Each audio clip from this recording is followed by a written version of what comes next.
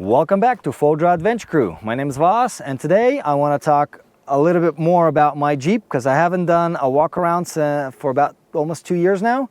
I did a bunch of things on the Jeep since then.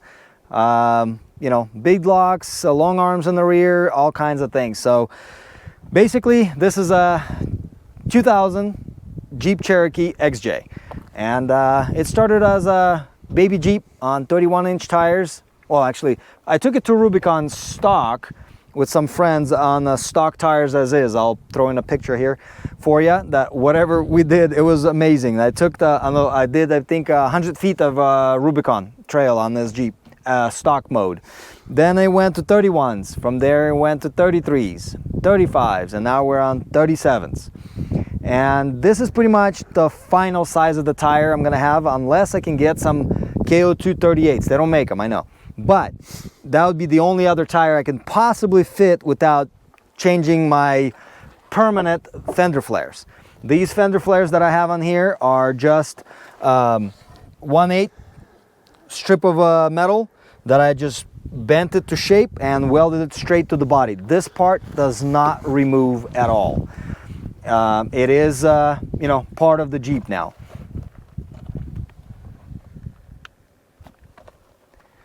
Then I have quarter panel armor right here. This came off of, I believe, Smitty Builds bumper or whatever, the little guards. You can buy them on Amazon or on eBay, whatever. The rear bumper is a 2x4 square tube with some added features to make it look like it fits the Jeep. It's all, you know, homemade stuff. All this stuff is, you know, all made by me, my brother, my friends. So all this stuff is basically homemade. I used to have a tailgate, but I broke it off 3 times. And after the 3rd time, I said, enough is enough. A single shear point on the tailgates, the way I drive, does not work. And so that's pretty much why, you know, it's only latches on one side, it doesn't latch. So it's a lot more work to create it. And plus, my sister always drives with me. She has my old tailgate on hers. She carries the spare tire for both of us. And I'm just gonna be a lighter, you know, trail puncturing and stuff like that. The rock sliders are still the same that I had from back in a day. It's a 2x4 square tube, 3/16, and a 3/16 1.5-inch square tube on the outer. So this thing is very heavy duty and it's bolted up straight to the frame without any issues. I've been running these for about 2.5, 3 years now, and I have no issues with that. Front fenders here, this armor piece here is basically removable with the fender flare. So the fender flare I can remove so I can get access to my windshield washer bottle that's still in a stock location, and I do not like snorkels, so that's why I don't have one. In the front, the only modification I did is I am running Fox shocks front and rear, and it's a 2.0's Performance Series. And I modified the rear end to match the front the way it's built. Front axle is out of a 2020 Jeep Gladiator Rubicon with the factory e-locker in there. It has 513 gears and stock shafts. I use stock steering, and so far I haven't had any issues with that. I can pick up a stock steering for about 100 to 200 bucks. And I haven't replaced anything yet. I only broke one ball joint thingy on the Rubicon once, and that's it. And I am running a hydro assist on there. Basically, it's all homemade. You can see in the video down below that I did for my sister on her Jeep when I did the Gladiator axle swap. You can see how you can do something like that for your own XJ if you ever wanted to. Is there some new metal cloak stuff on here I see? There's some joints on the back forelink, that metal cloak joints. I just had the Heims on there, and they are so noisy.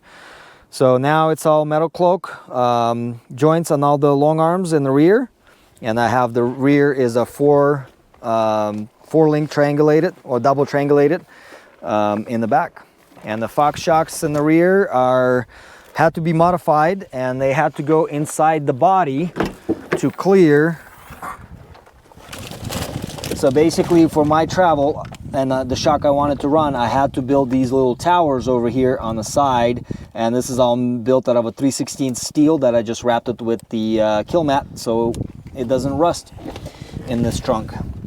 For compressor, I'm running a what is it, the Maxi-Track or a Napa. Napa just came back out with their own version of it, and it's a great pump. Pumps these tires real good. There's no air tanks anymore. There's none of that stuff. These compressors are amazing. And the other thing that I built, and I didn't really do a video on any of this stuff, is these windows. So this is all out of a 16 gauge, and I just popped it right in. So this side I have all the recovery gear. It's easy access, so that way I don't have to get in there in the trunk and try to find whatever I need. I have all the necessities here, minus the bug spray. We're still switching from the summer trips to winter. And the other side, I have my tool bags are mounted in this window here. And I would say, I mean, you can build something like this yourself, but you know, there's companies out there that sell the similar stuff to this. If you can't build it, just go on the website and buy it, because building this took me, I would say, about 3 months on and off. You know, I had day to do this, I had day to do that, so it's really hard to film something like that because you were spreading it through so long. I had so many trips planned and everything, and then when I was building Tanya's, I just jumped in and built them in the weekend and didn't really have time to kind of, you know, film everything, because I had timeline that I had set for myself that I want to get it done and get her Jeep on the road with all the features and everything, just like my Jeep.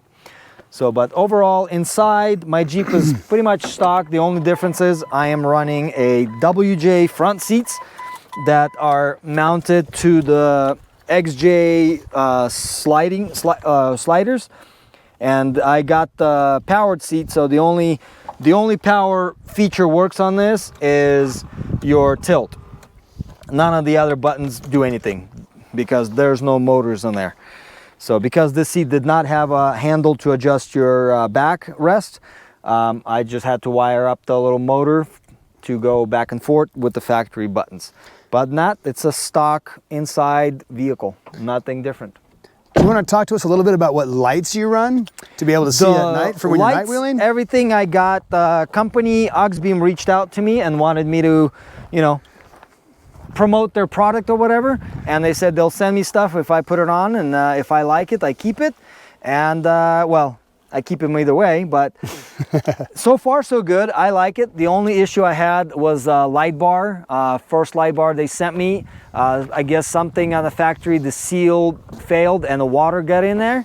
But as soon as I mentioned it to them, they warrantied it out right away. And this light bar been on there for a good solid year through so much rain and snow, and no issues whatsoever. It's super bright. And the fog lights in the front are amazing, especially with foggy conditions. You turn off your headlights, you turn on your fog lights, and you can see where you're going. And basically the bumper and the winch, everything's the same. It's been on there since pretty much ever since I got the Jeep. It's all some random tube that somebody built. I have not unbolted this bumper for, about 6 years, ever since I got the Jeep back in 2017. So it's been solid 5 years. I have not touched this bumper, but I do want to modify a few things to tuck in the bumper a little more, but whenever I have time. So between running business and doing this hobby on the side, I don't have any time. But luckily my kids go out and like to do what I do, so I get to spend time with kids when I'm doing this. So that's amazing.